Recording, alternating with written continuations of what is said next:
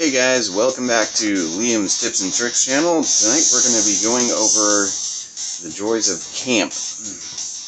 I have mentioned this a couple of times in previous videos, but I want to go over it a little bit more in depth. So camp is one of the features that you unlock throughout the course of your adventure stages, and here we go. The main purposes of camp are to produce food and gold. And what happens is basically all you do is you assign characters to specific resources. You get to choose 2 of each, 2 for food, 2 for gold. So the first thing you'll do when you hit this screen for the first time you've opened it is go to assign resources. Me personally, I always put my 2 largest, highest level heroes for food and my other 2 heroes for gold.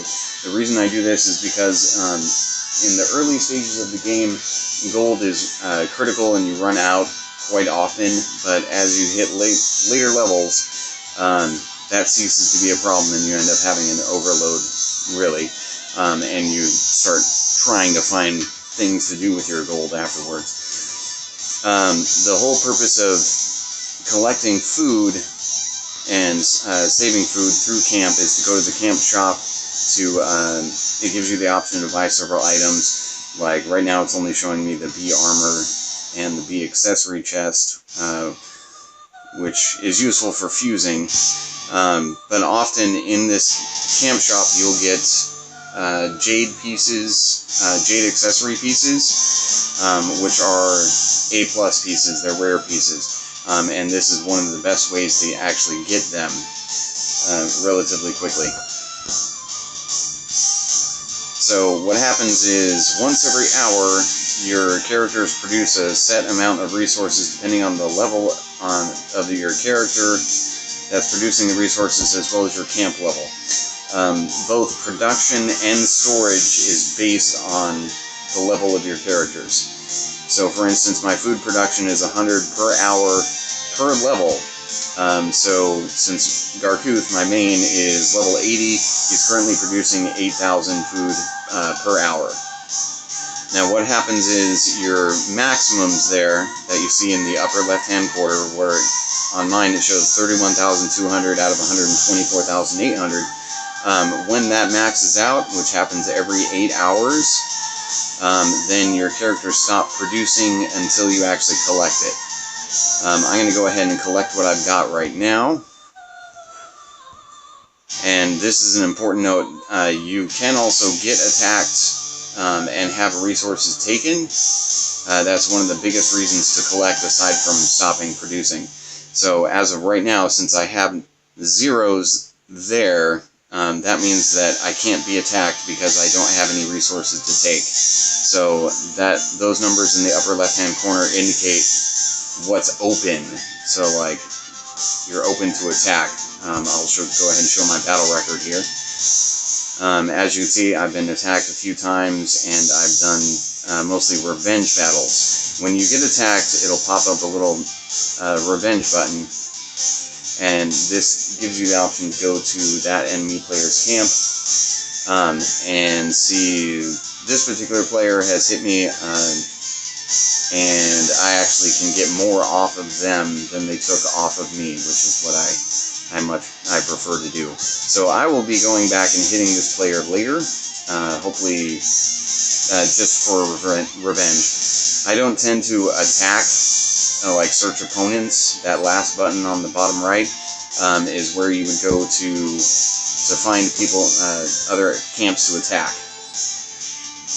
And when you do, it'll bring up their camp. It'll show how much they have available. In the upper left-hand corner, it'll show their total power, and you can see the characters that they got. There we go. A side note, when you're upgrading your camp, it takes a lot of food and gold, so you do have to kind of stock up your food early on in order to upgrade your camp. And then you also have the choice of picking which of your characters you want deployed in your battle formation. And that's for both attacks and defenses. And that's pretty much it for the quick overview. When you do go to a camp battle, There are some little bit of tactics as far as tagging in and tagging out characters.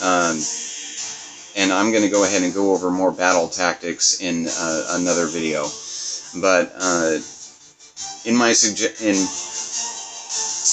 view, food that you produce through the camp is one of the most important things for a player with multiple characters to do. And this is actually a really solid reason to at least work on your 4 characters to some extent and level them up to get the most out of it. And that'll be it for tonight. Short video tonight. Hopefully you learned something, and hopefully you liked it. If you did, go ahead and give me a like, share, subscribe, whatever you'd like to do. If you have anything in particular in the game that you would like to see discussed in the video, or if you have any questions at all, feel free to go ahead and drop me a comment below, and I will happily either answer you directly in that comment, or if I feel it would take enough time and be a good enough content for an entire video, I'll go ahead and do that as soon as I can. Upcoming videos that I have planned over the next few days are I'm going to be doing an update to my Runes and Jewels video, because shortly after I released that video, they came out with plus like the rare upgraded runes and jewels. So I definitely want to go over that and give y'all some tips on fusing there, because it'll make a big difference. You really want to focus on your efficiency there. And also I've been asked to go over a video just on like how to level quickly and how to get gold quickly, so I'm going to go ahead and do that. And one big video I have planned for you all next week that I've been working on this whole week so far, and it's taken up a lot of time, is how to get over 10,000 gems a week for free, using just the 4 characters and just the available options with minimal effort on your part. So look forward to that. That'll be coming out hopefully hopefully on Monday or Tuesday. But anyway, happy hunting. I hope this helps y'all out, and have a great night.